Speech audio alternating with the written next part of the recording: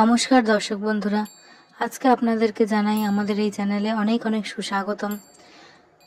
আজকে ভিডিওর উদ্দেশ্য হলো মহাশিবরাত্রি 2025 তিথির সময়, আচার অনুষ্ঠান, প্রহরের সময় উপবাসের নিয়ম এই সম্পর্কিত সমস্ত আলোচনা রাখবো এই ভিডিওটিতে। মহাশিবরাত্রি ভগবান শিবের মহান রাত্রি। সেই দিন ভগবান শিবের জীবনে ঘটে যাওয়া ঘটনাগুলোর নানা ব্যাখ্যা সহ এমন একটি উৎসব এবং বিভিন্ন আচার অনুষ্ঠান পালন করার জন্য কিন্তু হিন্দু শিব ভক্তরা প্রত্যেক বছর অধীর আগ্রহে অপেক্ষা করে থাকে। এটি সবচেয়ে শক্তিশালী এবং প্রাণবন্ত রাতগুলির মধ্যে একটি। এই দিন ভগবান শিবের নামে প্রকাশ পেলেই বিস্ময়কর কাজ হয়।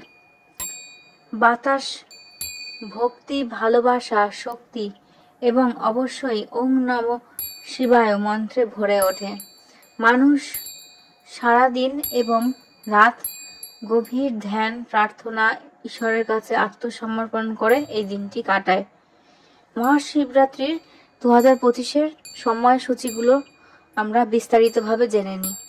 2025 সালে এই শিবরাত্রি পালন করা হবে বুধবার 26শে ফেব্রুয়ারি।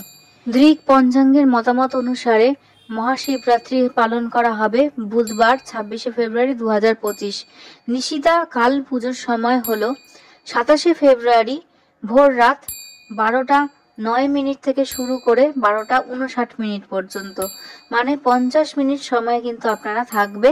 এই সময় এটার মধ্যে আপনাদের এই নিশিতা কাল পুজোটি করতে হবে। শিবরাত্রির বিভিন্ন যে সময়গুলো সেগুলো চলুন জেনে নেওয়া যাক। প্রথম রাত্রি মানে প্রথম যে প্রহর, সেটার পুজোর সময় হলো 26শে ফেব্রুয়ারি সন্ধেবেলা 6:19 থেকে শুরু করে 9:26 পর্যন্ত। রাত্রি দ্বিতীয় প্রহর পুজোর সময় হলো 9:26 26শে ফেব্রুয়ারি থেকে শুরু করে 27শে ফেব্রুয়ারি 12:34 ভোর রাত পর্যন্ত। রাত্রি তৃতীয় প্রহর শুরু হবে 6:19 ভোর থেকে শুরু করে 9:26 সকাল পর্যন্ত 27শে ফেব্রুয়ারির। চতুর্থ প্রহরটি থাকবে 3:41 থেকে শুরু করে 6:48 পর্যন্ত। চতুর্দশী তিথি শুরু হবে 26শে ফেব্রুয়ারি রাত 11:08 থেকে। চতুর্দশী তিথি শেষ হবে 27শে ফেব্রুয়ারি সকাল 8:54। চলুন জেনে নেওয়া যাক এই মহাশিবরাত্রির গুরুত্বটা কি। মহাশিবরাত্রি কিন্তু সারা বিশ্ব জুড়েই পালন করা হয় এমন একটি উৎসব।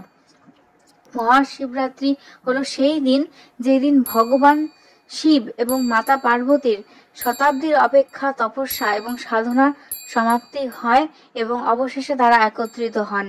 কারো কারো মতে এই রাতেই ভগবান শিব তাণ্ডব করেন, যা মহাজাগতিক সৃষ্টি, সংরক্ষণ এবং ধ্বংসের নৃত্য। আবার কারোর মতে এই দিনটি কিন্তু ভগবান শিব পৃথিবীতে অবতরণ করেছিলেন, বিশেষ করে তার নগরী কাশীতে, এবং কেবল দেবতাদের মধ্যেই নয় বরং মানুষ এবং সাধকের মধ্যেও আনন্দ ভরে উঠেছিল এই দিনটিতে। কারোর কারোর মতে ভক্তি সহকারে মহাশিবরাত্রি পালন করলে অতীতের সমস্ত পাপ মুছে যায়, মোক্ষ লাভ হয়।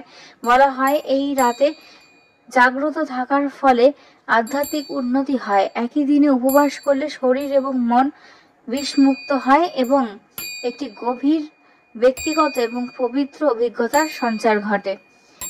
এর পূজার বিধি এবং আচার সম্পর্কিত কিছু আলোচনাও এখানেই করব।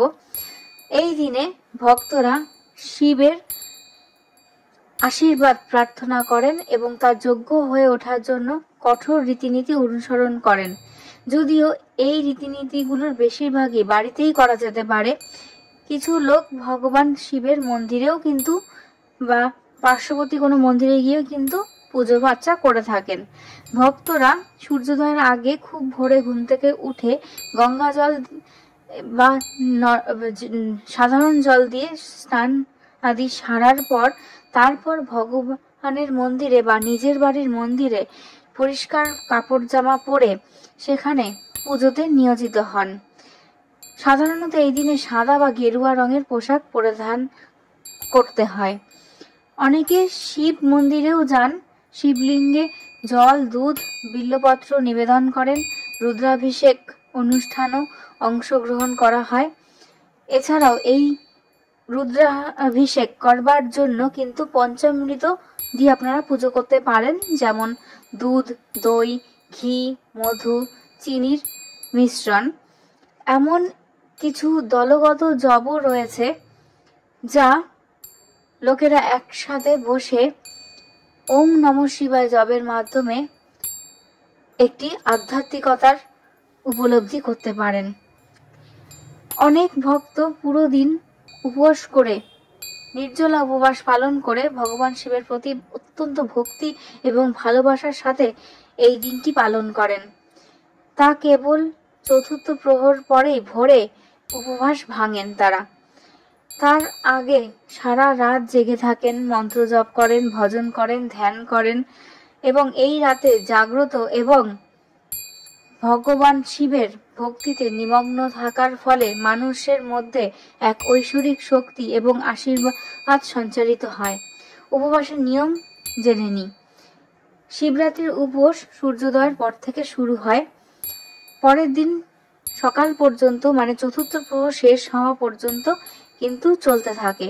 ভক্তরা তামস প্রকৃতির কোনো খাবার খান না এবং পেঁয়াজ, রসুন, মদ্যপান, আমিষ, মাংস এসব এড়িয়ে চলেন এই দিনটির জন্য। একজন উপাসক সারাদিন শান্ত এবং সংযত থাকবেন, রাগ এড়িয়ে চলবেন, আধ্যাত্মিক কার্যকলাপের মাধ্যমেই দিনটি কাটাবেন। অন্যতম গুরুত্বপূর্ণ অংশ এই দিনটির হলো অভিষেক করা। ভগবান শিবকে দেওয়া বিভিন্ন নৈবেদ্যের বিভিন্ন অর্থ এবং গুরুত্ব রয়েছে, সেই সম্পর্কিত একটি ভিডিও কিন্তু আমরা পরবর্তীতে নিয়ে আসব। তার জন্য সাথে থাকবেন, এই চ্যানেলটিতে সাবস্ক্রাইব করবেন, লাইক করবেন, কমেন্ট করবেন, পাশে থাকুন, ভালো থাকুন।